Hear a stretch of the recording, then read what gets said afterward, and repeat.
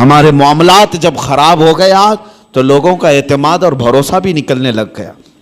یہاں لوٹ کھسوٹ ایسی کچھ چیزوں کی میں نشاندہی کرتا ہوں کہ اللہ کا عذاب کس قوم پر آیا تھا. ایک بہت بڑی قوم حضرت شعیب علیہ السلام کی قوم, ان کے بارے میں قرآن میں ہے وَيَا قَوْمِ أَوْفُوا الْمِكْيَالَ وَالْمِيزَانَ بِالْقِسْطِ وَلَا تَبْخَسُوا النَّاسَ أَشْيَاءَهُمْ.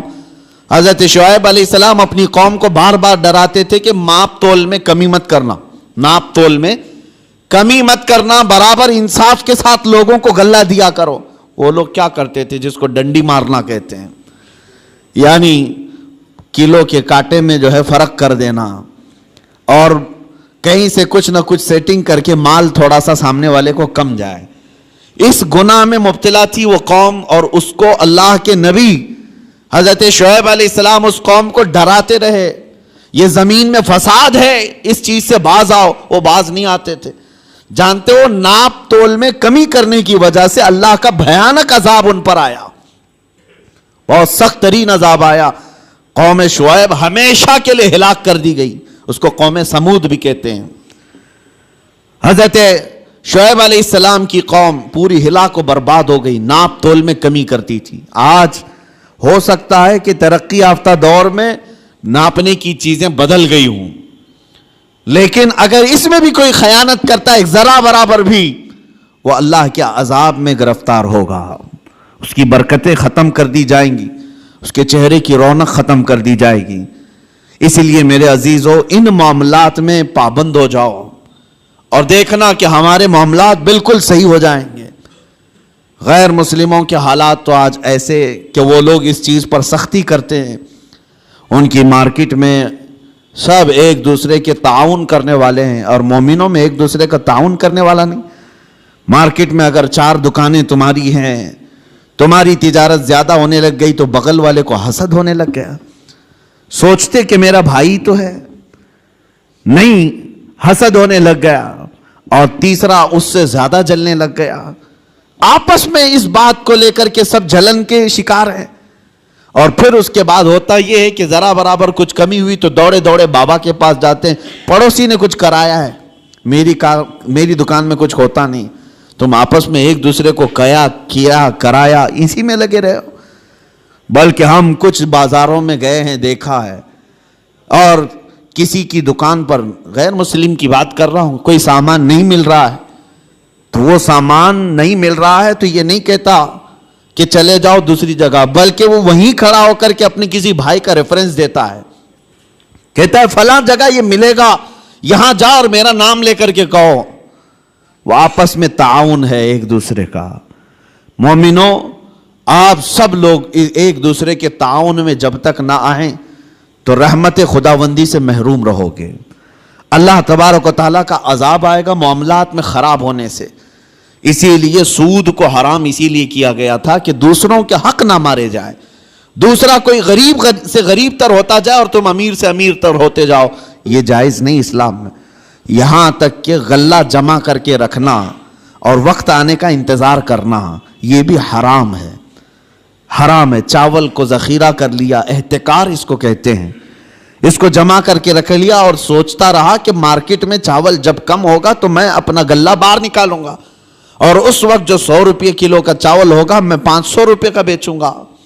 یہ احتکار سخت ترین حرام ہے. کچھ لوگ ذخیرہ اندوزی کرتے ہیں, پیاز کو, آلو کو, چاول کو, گیہوں کو, یہ جو روز مرہ کی ضروریات ہیں اس کو جمع کر کے کئی گوڈاؤن میں سیف کر دیا, اور اس کے بعد مارکیٹ پر نظر رکھتے رہتے, مارکیٹ میں جب یہ چیزیں کم ہوں گی ہم اپنا غلہ باہر نکالیں گے. اسلام میں یہ جائز نہیں. بندوں کے حقوق مارنا یہ معاملات کی خرابی ہے, احتکار جائز نہیں ہے. اسی طرح میرے عزیزو, چند باتیں جو ہمارے ساتھ ہو رہی ہیں, جھوٹ بولنا. حضور پاک صلی اللہ تعالیٰ علیہ وسلم کے پاس ایک صحابی آئے, انہوں نے کہا یا رسول اللہ صلی اللہ علیہ وسلم, میں گھر بنانے کا کام کرتا ہوں, جس کو آپ مستری کہتے ہیں, معمار, میرا کیا ہوگا قیامت کے دن؟ حضور صلی اللہ علیہ وسلم نے فرمایا تو ابراہیم علیہ السلام کے ساتھ اٹھایا جائے گا. ایک صحابی آئے, انہوں نے کہا میں کپڑے سلتا ہوں, درزی ہوں, میرا کیا ہوگا؟ نبی پاک صلی اللہ تعالیٰ علیہ وسلم نے فرمایا تو حضرت ادریس علیہ السلام کے ساتھ اٹھایا جائے گا. ایک صحابی آئے, انہوں نے کہا کہ میں لوہے کا کام کرتا ہوں. حضور نے فرمایا تو حضرت داؤد علیہ السلام کے ساتھ اٹھایا جائے گا. جس کا جو پیشہ تھا اور جو نبی کا پیشہ تھا, حضور نے ان کے ساتھ اٹھائے جانے کی بشارت دی. ایک صحابی نے کہا کہ یا رسول اللہ صلی اللہ علیہ وسلم میں تجارت کرتا ہوں, میرا کیا ہوگا؟ حضور پاک صلی اللہ تعالیٰ علیہ وسلم فرماتے ہیں اگر تو دو چیزوں کی پابندی کرتا ہے, جھوٹی قسم نہیں کھاتا اور جھوٹ نہیں بولتا, تو قیامت کے دن میرے ساتھ اٹھایا جائے گا. تجارت میں یہ دو چیزیں لوگ آج یہی زیادہ کرتے ہیں, جھوٹ بولنا اور جھوٹی قسم کھانا, اور سامنے والے کے کم عقل ہونے کو دیکھ کر کے اس کا استعمال کر لینا. لوگ اس انتظار میں رہتے ہیں کہ ایسا گاہک آئے, ایسا گراہک آئے جس کو معلومات کم ہو تو اسے جلدی ٹوپی پہنا دیا جائے, جس کو خرید و فروخت کا تجربہ نہ ہو اس کو جیسے تیسے بیچ کر کے ختم کر دیا جائے. لوگ تو ایسے گراہک کے انتظار میں رہتے ہیں. امام اعظم ابو حنیفہ رضی اللہ تعالیٰ عنہ, ہمارے امام سراج الامہ, یہ خود تاجر تھے. ایک بار بیٹھے ہوئے تھے اپنی دکان میں, ایک عورت کپڑا لے کر کے آئی. وہ کپڑا اچھے قسم کا کپڑا تھا, اور وہ عورت جو بیچنے آئی تھی اس کی قیمت وہ کم بول رہی تھی. امام اعظم کے پاس وہ آئی اور لے کر کے اس نے کہا کہ یہ کپڑا مجھے بیچنا ہے. حضرت امام اعظم نے پوچھا کتنے کا بیچ رہی ہو؟ اس نے کہا 10 درہم. تو آپ ہنسنے لگے کیونکہ آپ ماہر تھے کپڑوں کی تجارت کے. آپ نے کہا یہ کپڑا اتنی قیمت کا نہیں ہے. تو اس نے کہا مجھے ضرورت ہے, اتنی پیسے دے دو. امام اعظم نے کہا نہیں, میں یہ نہیں کہہ رہا کہ یہ زیادہ ہے, بلکہ تو قیمت کم لگا رہی ہے, کپڑا زیادہ قیمت کا ہے. تو اس عورت نے کہا اچھا قیمت کم میں نے لگائی ہے تو میں بڑھا کے بولتی ہوں, آپ بڑھا کر کے دے دیجئے, 50 درہم میں لے لیجئے. زیدے بڑھا دیا. امام اعظم نے کہا نہیں ابھی کم بول رہی ہے تو قیمت اس کی, اس کپڑے کی. اس نے کہا 100 درہم.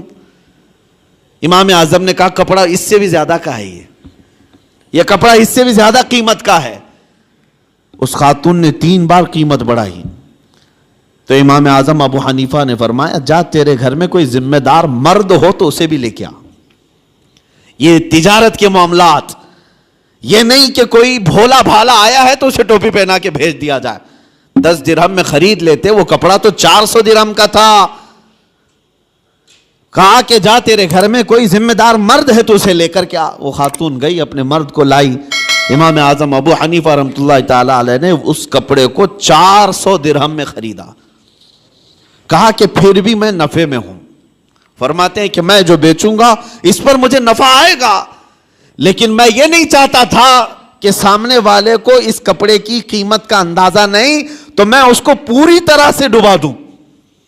یہ رسول پاک صلی اللہ تعالیٰ علیہ وسلم کے اخلاق کے کریمانہ جو امام اعظم ابو حنیفہ نے بھی اپنی زندگی میں دکھایا ہے.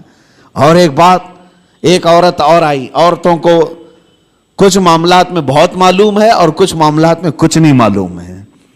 وہ کبھی کبھار مارکیٹ میں صرف اسی لیے جاتی ہیں کہ گراتی رہیں یا اٹھاتی رہیں. بہرحال ایک خاتون آئی اور اس نے کہا امام اعظم ابو حنیفہ رحمۃ اللہ تعالیٰ علیہ کے پاس ایک کپڑا تھا ریشم کا, اور اس عورت کے پاس کچھ ہی پیسے تھے. اس عورت نے کہا میں ایک غریب عورت ہوں, مجھے آپ ایک کپڑا ایسا بیچو جس میں آپ نفع مت لینا مجھ سے. وہ کہا جاتا ہے نا مدل مل جائے. یہاں تو سب ہر کوئی یہی دعویٰ کرتا ہے جتنے کا پڑا ہے اتنے کا بیچ رہا ہوں آپ کو, پھر دکان کیوں کھول کے بیٹھا ہے. ہر کوئی یہی کہتا ہے کہ مجھے جتنے کا پڑا ہے اتنے میں دے رہا ہوں آپ کو. امام اعظم ابو حنیفہ رحمۃ اللہ تعالی علیہ کے پاس عورت آئی, کہا ایک کپڑا مجھے دیجئے, اس پر آپ نفع مجھ سے مت کمائیے, باقی سب سے نفع تو لیتے ہی. تو امام اعظم نے کپڑا اٹھایا اور کہا لے لے اس چیز کو. تھان تھی. کہا کتنے؟ کہا 4 درہم. اس عورت نے کہا مجھ بڑھیا کا مذاق مت اڑائیے, وہ کپڑا جو ہے قیمتی تھا. امام اعظم ابو حنیفہ فرمانے 4 درہم. کہا میں سچ بول رہا ہوں 4 درہم میں لے لے. وہ خاتون کہتی ہے ایسا کیسے ہو سکتا ہے اتنے کم قیمت کا. امام اعظم ابو حنیفہ رحمۃ اللہ علیہ فرماتے ہیں میں نے اس کے ساتھ ایک اور کپڑا خریدا تھا. یعنی جب میں اس کپڑے کو دکان میں لایا تھا 2 تھان تھے میرے پاس, اور ایک تھان بیچ کر کے میں نے پورا نفع لے لیا. اب یہ کپڑا صرف مجھے 4 درہم کا پڑتا ہے. تھا وہ 100 درہم کا. لیکن امام اعظم ابو حنیفہ فرماتے میں نے دوسرے والے اس کے ساتھ لائے ہوئے کپڑے میں اپنا نفع اور خرید و فروخت جتنے میں ہوئی تھی سب میں نے وصول کر لیا ایک کپڑے میں. اب ایک کپڑا مجھے صرف 4 درہم کا پڑتا ہے, تو چاہے تو لے لے. 4 درہم میں اس عورت کو کپڑا دے دیا. کون کرتا ہے آج کے معاملات؟ کون کرتا ہے؟ یہاں غریبوں کا خون چوس لیا جاتا ہے, ان کے معاملات کو ختم کر دیا جاتا ہے. عزیزان گرامی وقار, جب تک یہ احساس تمہارا بیدار رہے کہ مجھے اگر دھوکہ اگر میں دوں گا تو اللہ شاہد ہے, اللہ دیکھ رہا ہے, ہر چیز وہ تمہاری قیامت کے دن لائے گا. فَمَن يَعْمَلْ مِثْقَالَ ذَرَّةٍ خَيْرًا يَرَهُ وَمَن يَعْمَلْ مِثْقَالَ ذَرَّةٍ شَرًّا يَرَهُ. تم میں جو رائی کے دانے کے برابر نیکی کرے گا اللہ اسے بھی دکھائے گا, اور رائی کے دانے کے برابر جو برائی کرے گا اللہ وہ بھی تمہیں دکھائے گا. اس لیے معاملات میں پکے ہو جاؤ. لوگوں کو ٹھگنا, لوگوں کو بیوقوف بنانا, لوگوں کو کا استحصال کرنا, یہ نہیں ہے کہ تجارت تمہارے لیے حلال نہیں, نفع رکھو لیکن جھوٹ مت بولو. مثال کے طور پر ایک گھڑی ہم نے خریدی, میں نے 100 روپے کی خریدی ہے, اب مجھے بیچنا ہے 150 روپے میں یا 200 روپے میں. 150 روپے کی میں قیمت لگایا تھا, 50 روپے فائدہ تھا ہمارا. اور جب آپ خریدنے کے لیے آئے تو ظاہر سی بات ہے نیگوسیشن تو چلتا ہی ہے. آپ آتے ہی اس کی قیمت کم کرانے لگے. تو آپ جب قیمت کم کرانے لگے تو سیدھے آپ نے کہا مجھے 120 میں دو, اور ہم نے کہا اتنے میں تو مجھے پڑی بھی نہیں ہے, جبکہ ہمیں پتہ ہے یہ گھڑی 100 روپے کی ہے اور اس نے صرف 30 روپے کم کرایا تھا.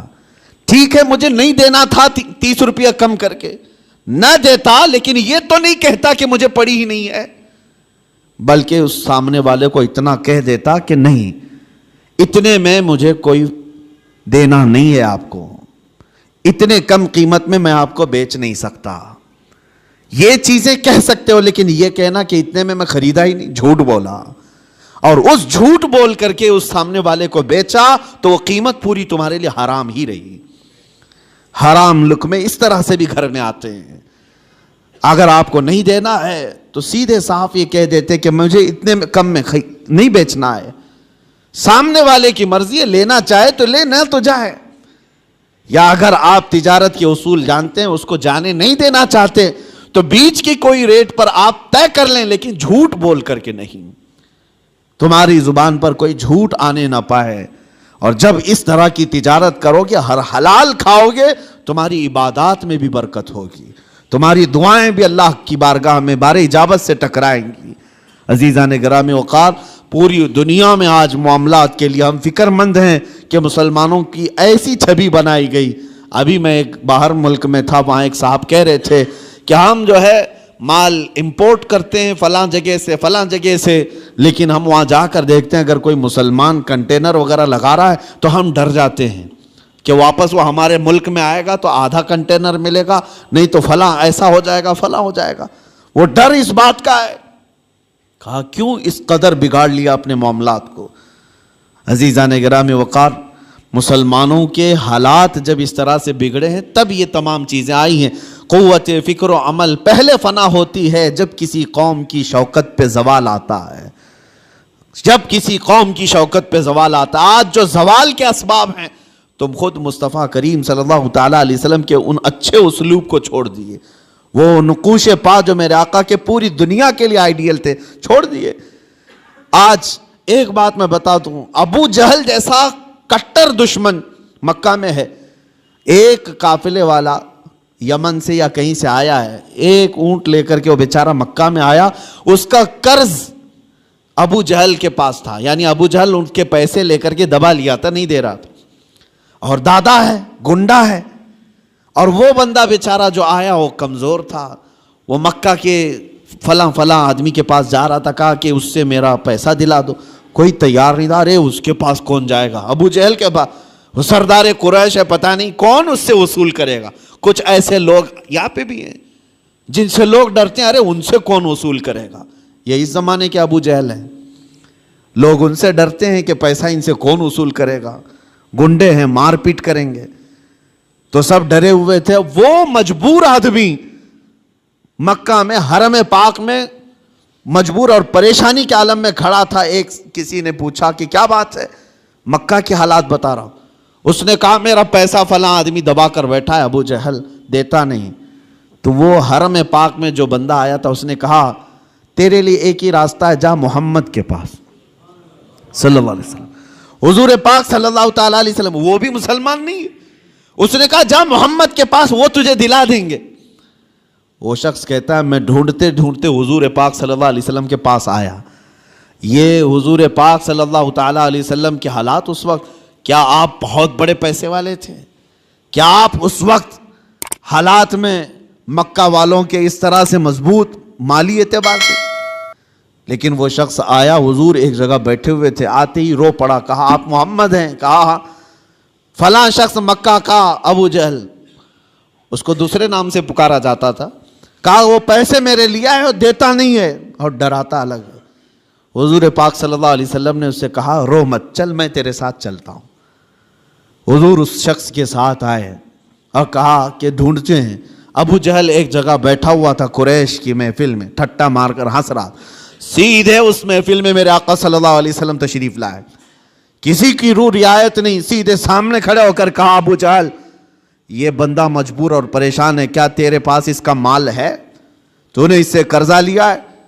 ابو جہل نے کہا ہاں میں نے لیا ہے. کہا کب دے گا اس کے پیسے؟ اس کے پیسے کب دے گا؟ وہ ایسا ذلیل ہوا وہاں پر کہ حضور کے پاک کے 2 جملے تھے, وہ فوراً گیا اور مال لا کر کے اس مجبور آدمی کو لوٹا دیا. نبی پاک صلی اللہ تعالیٰ علیہ وسلم کا وہ جلال جو کٹر دشمن ہے, جانی دشمن ہے, لیکن حضور کے اخلاق و کردار کے سامنے ٹک نہ سکا. حضور معاملات میں اتنے پکے تھے کہ حضور کو کوئی ٹال نہیں سکتا تھا. کہ اگر ابو جہل کے لیے حضور صلی اللہ علیہ وسلم نے یہ کہہ دیا کہ تو معاملات میں خراب ہے اور اس کے پیسے نہیں دیتا, تو پورے عرب میں اس کی